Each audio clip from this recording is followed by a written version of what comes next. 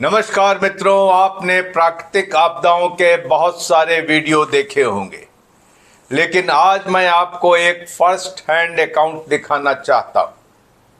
हुआ यूं कि 17 सितंबर की रात 1:30 बजे उत्तराखंड के चमोली जनपद के नंदनगर ब्लॉक में दो गांवों पर धुरमा और कुंतरी इनके ऊपर बादल फटा और महज कोई 40 मिनट की बारिश में वो हाल कर गया कि इन दोनों गांवों का अस्तित्व मिट गया। ये बात प्रकाश में ना आती अगर अनिल खेरियाल, जो स्थानीय इंटरमीडिएट कॉलेज में लेक्चरर है, इस बात को अपने वीडियोस के द्वारा उजागर ना करते।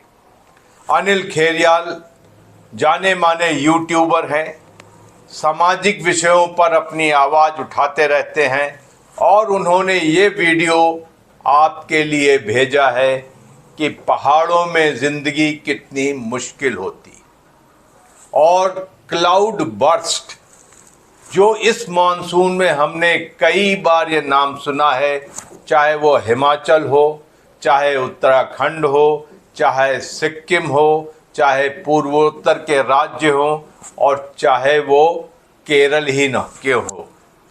तो ये क्लाउड बर्स्ट होता क्या है और ये कितना नुकसान कर सकता है। दो गांवों का अस्तित्व मिट गया। एक इंटरमीडिएट कॉलेज जो कभी इलाके की शान होता था, उसकी शक्ल बदल गई।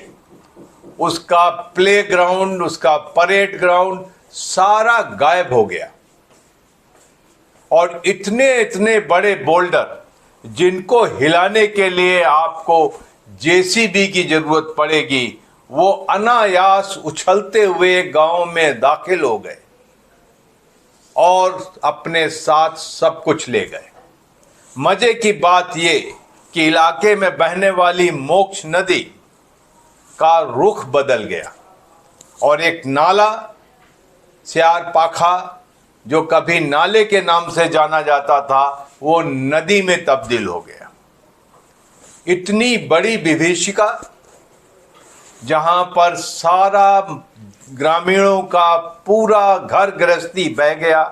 कोई 10 ग्रामीणों ने अपनी जान गंवा दी, कोई 6 गांव में बहुत बड़ा नुकसान हुआ और यहाँ तक कि मलबे के नीचे कुछ लाशें अभी भी दफन हैं और एनडीआरएफ के जवान कोशिश कर रहे हैं कि उन्हें निकाल लें। तो आइए इस विभीषिका को हम देखते हैं और जानने की कोशिश करते हैं कि पहाड़ों में ज़िंदगी इतनी आसान नहीं है जितनी हम समझते हैं। वीडियो को थोड़ा सा वॉल्यूम हाई करके सुनिएगा ताकि आपको स्पष्ट आवाज आए। ओवर टू अनिल खेरियाल जी। ये आप जो यहाँ पे ये सूखी जगह देख रहे हैं, यहाँ पे पहले मोक्ष नदी बहती थी। जब पेड़ की दूसरी साइड बहना शुरू कर दिया उसने और 17 तारीख की सुबह जब स्यार पाखा गदेर और मोक्ष नदी में जब बादल फटे, दोनों में बहुत तेज़ी मात्रा में मलबा जो बह के आया, तो यहाँ पे जो नदी यहाँ बहती थी, नदी ने अपने मुहाने तोड़ के और इधर से पूरा अपना रुख इधर को करके, और ये स्कूल के आगे का जो फील्ड था, ये चौरस जो फील्ड था, पहले आपने देखा होगा मेरी वीडियो में, ये यहाँ से काटते हुए और यहाँ से नीचे को निकल गया। कुछ पानी उधर फील्ड में चला गया, जहाँ पे आप देख सकते हैं लकड़ी वगैरह है। एक कार वहाँ पे खड़ी, मैंने पहले बताया था। वो कार पहले यहाँ पे जो ये मकान टूटा हुआ यहाँ पे खड़ी होती थी, यहाँ पे दुकान थी और सड़क थी, वहाँ पे लोगों की गाड़ियाँ खड़ी रहती थी। वो बह के वो सीधा यहाँ से होते हुए लगभग 120-130 मीटर दूर बह के वहाँ पे चली गई, जो सुरक्षित है। वहाँ पे उस पर हल्का डेंट लगा, लेकिन वहाँ पे सुरक्षित है। अब लगाओ पानी का कितना तगड़ा वेग रहा होगा कि उसने गाड़ी को वहाँ पे पहुँचा दिया, इतनी भारी गाड़ी को। और ये देखिए, जहाँ पे हमारा फील्ड हुआ करता था, ये फील्ड हमें बड़ा अच्छा लगता था, हमारा गौरव का प्रतीक था हमारे कि फील्ड हमारे पास इतना अच्छा फील्ड है। और जो यहाँ पे हमारी प्रेयर होती थी, खेल कूद होती थी, संकुल स्तरीय हमारी सांस्कृतिक गतिविधियाँ यहाँ पे होती थी। और जाड़ों में जहाँ पे बच्चे यहाँ पे बाहर मैदान में बैठ के अपनी पढ़ाई करते, जब अंदर ठंडा हो जाता तो बाहर पे बैठ के यहाँ पे धूप में हमारी क्लासेस चला करती थी। वो आज इस प्रकार से वीरान हो चुका है। और ये देखो कितनी बड़ी बड़ी यहाँ पे खाई बन चुकी है, लगभग कहीं 2-2.5-3 मीटर के करीब यहाँ पे खाई बन चुकी, कहीं पे ये देखो ये 5-6 फीट की यहाँ पे खाई बन चुकी है, देख लीजिए। और ये हमारा जो मुख्य भवन है, आप देख सकते हैं कि पानी का जो बहाव इतना तेज़ था कि उसने ऊपरी जो हमारा भूमिगत तल है, जो यहाँ पे भूतल, उस पर अंदर जो हमारे कक्षा कक्ष थे उसने पूरा उनको तोड़ दिया। अंदर मलबा भर चुका है, दरवाजे वगैरह, ये शौचालय वगैरह सारे नष्ट हो चुके हैं। ये जो कमरे इनके अंदर मलबा भरा हुआ। हमने 2 कमरे आज अपने पूरे स्टाफ वालों ने साफ़ किए, 2 कमरे। अब कल और कमरे हम साफ़ करेंगे। और ये देखिए यहाँ पे जो ये पूरा, ये देखो कितनी बड़ी यहाँ पे स्कूल की जो बिल्डिंग के नीचे कितना ही काट के उसने पूरा ही कितना गहरा काट दिया। ये नदी ने इतना ही मलबा ही काट दिया, देख सकते हैं आप। ये अंदर तक लगभग 2-2.5-3 मीटर अंदर तक उसने काट दिया है। लेकिन तारीफ़ करनी पड़ेगी ये बीमों की मजबूत यहाँ पे जो थे, उसने इस बिल्डिंग को यहाँ पे सुरक्षा प्रदान की इन बीमों ने। और ये इस प्रकार से ये नदी ने पूरा ऊपर से बह के पूरे काट के नीचे से और यहाँ पे पूरे स्कूल प्रांगण को क्षति पहुँचाई है। या मित्रों, ये दिखा सकता हूँ मैं आपको 17 सितंबर की सुबह यहाँ पे धुरमा में कुंत्री गांव में जो आपदा आई है, वो आप देख सकते हैं। ये ऊपर भिनसर महादेव है और इस गदेरे को बोलते थे श्यार पाखा गदेरा। श्यार पाखा गदेरा जो था, ये पुराने लोग बताते हैं जिनकी उम्र 80-82 साल है कि अभी उनकी उम्र में अभी तक ये गदेरा नहीं आया था। और जिसके वजह से यहाँ पे जैविक संपदा खूब जमा थी, लकड़ी, पत्थर वगैरह। और जब 17 तारीख की सुबह इस एरिया में पूरा अतिवृष्टि हुई तो जो ये गदेरा था, ये ऊपर से टूट के आया और ये पूरा इसने यहाँ पे तबाह कर दिया।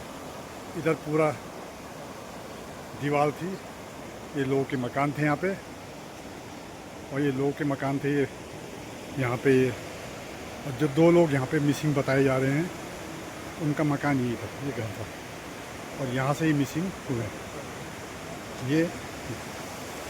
और ये देखो बड़े बड़े पत्थर पानी के बहाव में देखो कहाँ तक बढ़ के आए हैं। ये पहले ये लकड़ी छतों में भी चढ़ी हुई थी, इसे NDRF RFGF लगी हुई है। और जो ये मोक्ष नदी है, इसने भी यहाँ पे जो मोखमल्ला से औड़ गदेरा आता है, उसे औड़ गदेरा बोलते हैं।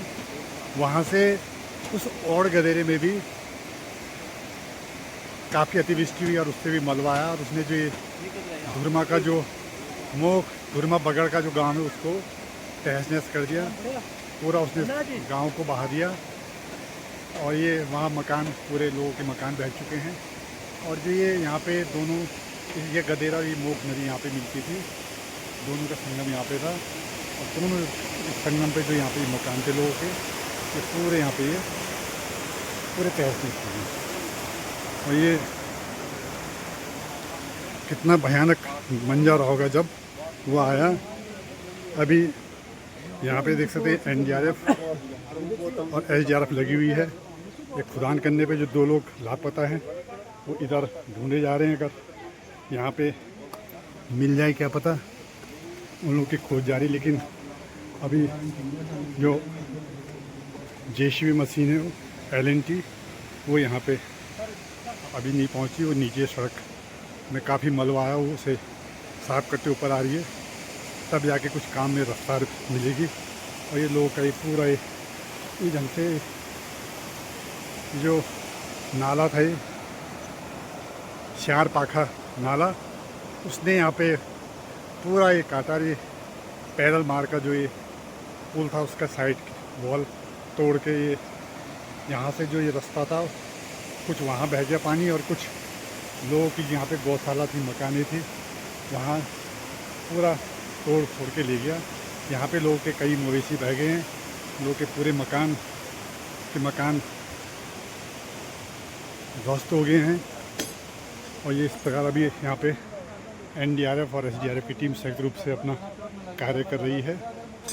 ये लगे हुए हैं, ये लोगों का सामान, और ये इस प्रकार से यहाँ आप देख सकते हैं इन मकानों को तोड़ के, कमरों को तोड़ के मलबा यहाँ आया और यहाँ से ये इस चौक को तोड़ के नीचे कमरों में घुस के और वहाँ तोड़ के नीचे को निकल गया।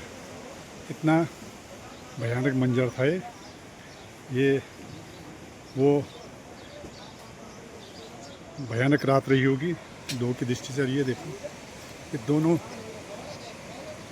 ये श्यार पाका गधेरा ने और मोक्ष नदी में जो और गधेरा आता, उन दोनों ने इस नदी का जलस्तर बढ़ा दिया और यहाँ पे इतना नुकसान कर दिया।